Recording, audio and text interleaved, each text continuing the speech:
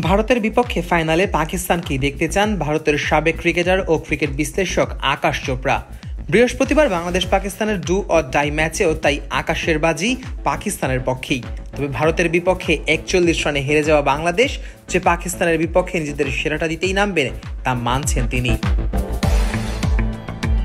Super ফোরে নিজেদের দ্বিতীয় ম্যাচে শক্তিশালী ভারতের বিপক্ষে 41 রানে হেরে গিয়েছে বাংলাদেশ। যে ম্যাচে খেলেননি অধিনায়ক লিটন দাস থেকে অভিজ্ঞ পেসার তাসকিন আহমেদ ও স্পিনার শেখ মেহেদী। আকাশ চোপড়ার মতে পাকিস্তানের বিপক্ষে অবশ্যই লিটন দাসের পাশাপাশি একাদশে ফেরাতে হবে পেসার তাসকিন ও শেখ মেহেদীকে। ইনজুরির কারণে লিটন না খেললেও পাকিস্তানের বিপক্ষে গুরুত্বপূর্ণ এই তিনজনকেই তিনি চান। তার ভাষায়, আপনি 6 জন ব্যাটার ও 5 বোলার নিয়ে খেলতে পারেন না, এখানে পরিবর্তন আনতেই হবে। ভারতের এই ক্রিকেট বিশ্লেষকের চোখে এই ম্যাচটি ছিল মুদ্রার অনেকটাই এপিট ওপিট, যেখানে ভারতের ইনিংসে ব্যাট হাতে অভিষেক শর্মাই বড় ভূমিকা রেখেছেন। তার পাশাপাশি অন্যরা একটু সাহায্য করেছে। একই ব্যাপার ঘটেছে বাংলাদেশের ক্ষেত্রেও। এক সাইফ হাসানি যা রান করেছেন, ইমন বাদে বাকিরা যে স্রেফ আসা যাওয়ার ভেতরেই ছিলেন।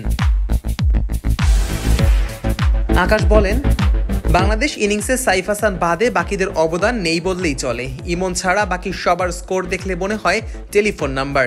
এত সুযোগ পেয়েও বাংলাদেশ সেগুলো কাজে লাগাতে পারেনি, অথচ সেখানে সাইফ ছিল যে 5টা ছক্কা মেরেছে। এই উইকেটে ব্যাটিং তেমন কঠিনও ছিল না, ভারত কয়েকটা সহজ ক্যাচ ফেলেছে, জেতার সুযোগও বাংলাদেশ হেলায় হারিয়েছে। ভারতের দেওয়া 169 রানের লক্ষ্যে ব্যাটিংয়ে নেমে এক সাইফ হাসানি করেছেন 69 রান।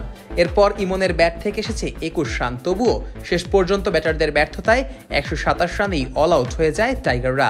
আকাশ চোপড়ার সঙ্গে ক্রিক ইনফোর একই শোতে থাকা আরেক সাবেক ভারতীয় ক্রিকেটার ভারুণ অ্যারনের চোখেও ধরা পড়েছে টাইগারদের ব্যাটিং দুর্দশা। তিনি বলেন, বাংলাদেশের ব্যাটিং হতশ্রী ছিল, কোয়ালিটির খুব অভাব চোখে পড়েছে। ওরা একেবারেই বুঝতে পারছিল না বুমরার বল কিভাবে সামলাবে। ইমন তো একেবারেই সামলাতে পারেনি, প্রায় প্রতি বলই মিস করছিল, শেষমেশ একটা ছক্কা মারল। তাছাড়া অ্যারন প্রশ্ন তুলেছেন শামীম পাটোয়ারির আউট নিয়েও। তিনি বলেন, ভারুণ চক্রবর্তীর বলে শামীম ইনসাইড আউট খেলতে গিয়ে আউট হলো, অথচ তার বলে তেমন ঘূর্ণিও নেই। যেখানে বলটা স্ট্যাম্পে পড়লো তবু তিনি ইনসাইড আউট মারতে চাইলেন, পুরোটাই অযথা শট। এমন অনেক বাজে শট বাংলাদেশের ব্যাটারদের খেলতে দেখা গিয়েছে। এমনকি এই ম্যাচে বাংলাদেশের পক্ষে সবচেয়ে বেশি রান করা সাইফ হাসানেরও ব্যাটিং অ্যাপ্রোচ নিয়ে তিনি কথা বলেছেন। তার ভাষায়, সাইফের ক্ষেত্রেও একই কথা বলা যায়। 69 রান করলেও অন্তত 4 বার তিনি ক্যাচ ড্রপে জীবন পেয়েছেন। সে একেবারেই স্বাচ্ছন্দ্যবোধ করছিলেন না, চিন্তার বাইরে চলে যাচ্ছিলেন বারবার।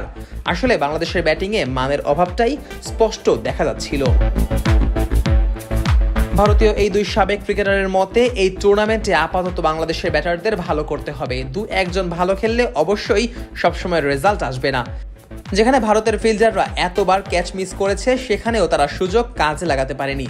আপাতত পাকিস্তানের বিপক্ষেই তাই সব ভুল শুধরে ঘুরে দাঁড়াতে চাইবে লিটন দাসের দল। Nazmus Sakib, on field.